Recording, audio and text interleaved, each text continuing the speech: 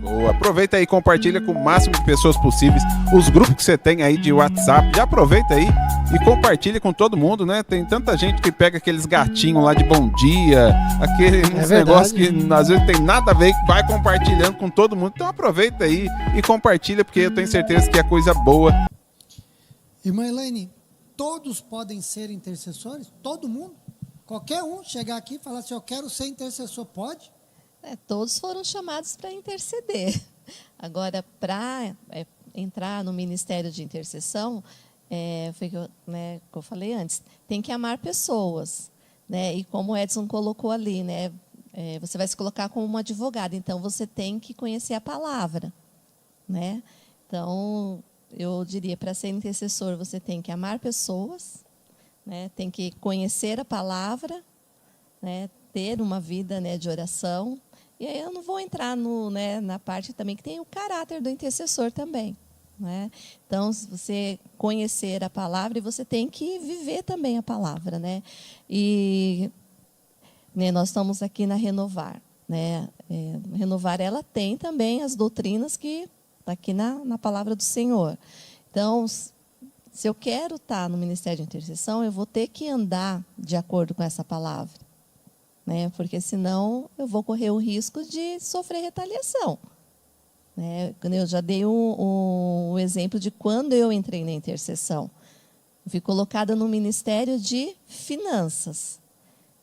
E eu não estava dizimando. Então, ou seja, como eu vou interceder para os irmãos, para Deus, né, tocar no coração dos irmãos, para eles dizimarem, para eles ofertarem, se eu não estou dizimando? Se eu estou ali com a minha vida torta. Né? Então, todos podem ser intercessores, mas, né, tem que ter essas características. Né? Amar pessoas, né, viver a palavra. Benção. Ia complementar alguma coisa? O que ela falou aí vai entrar a questão da autoridade. Né? Então, se você não está praticando algo e você vai interceder sobre algo, né, sobre finanças, como que vai interceder se eu não estou fazendo? Então, se acerte primeiro, né, e depois vai interceder. Então, precisa de um revestimento, né? Precisa de autoridade, de um revestimento. O que o pastor disse aqui também, precisa de discernimento, e o próprio intercessor, ele tem esse discernimento, né?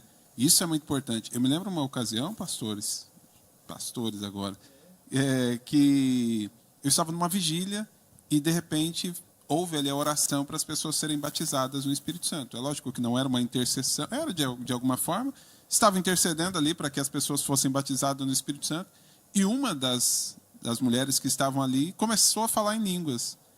E houve ali um discernimento de quem estava à frente. E Deus sempre avisa quem está na frente, né? Quem está na direção do trabalho.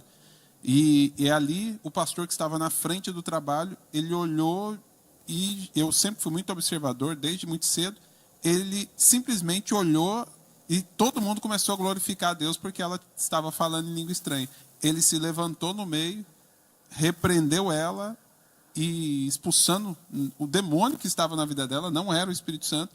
Na mesma hora, ela ficou endemoniada, virou como se fosse uma cobra, eu me lembro exatamente desse dia, e ela começou a rastejar nos bancos ali, até que ele foi lá e expulsou o demônio dela, exercendo autoridade e discernimento de espíritos.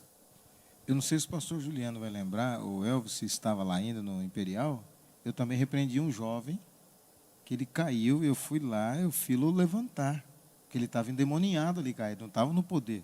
Ele estava caído. Eu falei, Deus, não faz isso, você está repreendido, saia daqui, seu intruso. Aí o jovem levantou, pastor, o que aconteceu? Aí a irmã disse, ele estava no espírito. Ele falou, não, eu estava mal. Entendeu?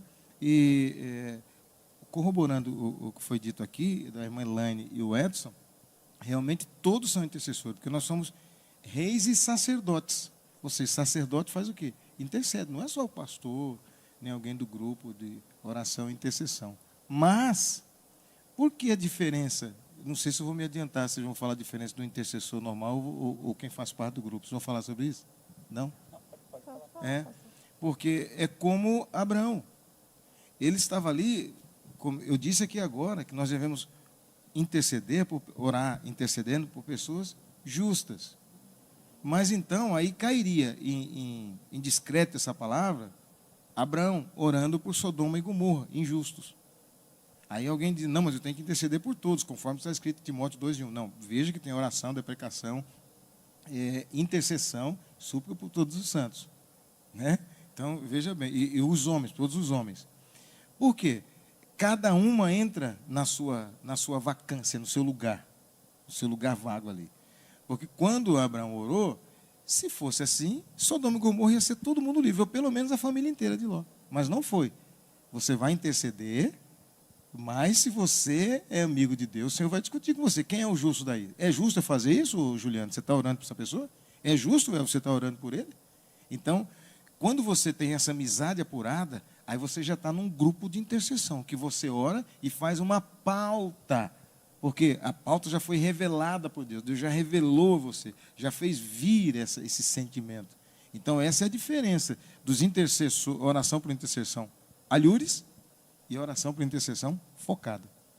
Tanto oração como oração por intercessão, a grande maior parte não é respondida. E as pessoas desistem, param de orar, enfraquecem na fé, porque fazem de forma errada.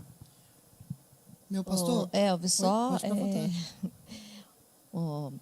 em relação também à intercessão, fala assim, é ter a humildade, né? A gente tem que ser humilde, né? De se quebrantar diante do Senhor e pedir perdão, né? Reconhecer, né? Tá sempre orando e pedindo para o Espírito Santo estar mostrando as nossas falhas, porque somos humanos, né? Sim. Falhamos, mas a gente tem que se arrepender, se humilhar e buscar o perdão sempre. Né? Então, por isso que isso faz parte da pauta da intercessão. Né? Primeiro adorar o Senhor e depois confessar os nossos pecados. Eu acho que eu tomei um susto quando o meu querido irmão Edson aqui me apresentou a pauta. Porque eu não estava acostumado a orar assim, dessa forma. E aí ele me apresentou a pauta e falou, olha, nós costumamos fazer assim, assim, assim, assado. Lógico que você tem liberdade para também... né, interceder de outra forma, mas sugerimos, né, fazer dessa forma. E depois disso, né, eu comentei ontem com ele aqui, eu falei assim, olha, achei interessante que depois do treinamento, ele colocou a pauta lá no grupo. E eu achei muito bom, foi você, né, Elaine? Colocou a pauta no grupo e eu achei muito bom, porque, né, você começa a relembrar. Eu gosto muito da oração do Pai Nosso por isso, né? Você pode ver que toda vez que me chamam aqui para orar, eu começo da forma da oração do Pai Nosso. Né, adorando ao Deus, né, meu Deus, Senhor, meu Deus, Pai maravilhoso. Eu fico querendo buscar as palavras para expressar o quanto eu amo Deus. E assim a pauta nos direciona, né, de uma forma toda interessante. E aí você vai pegando a experiência de orar mais, você começa a ver que através daquela pauta era uma base. E aí você pode ir direcionando para outras questões. Mas, pastor Juliano, meu querido, não tem como não lembrar daquele filme Quarto de Guerra, né? Eu fico lembrando daquela senhora orando em todos os cômodos da casa dela, e aquela coisa repreendendo, expulsando e falando, não, você já está derrotado. E é muito maravilhoso. Mas não tem como não perguntar isso para o pastor Ricardo.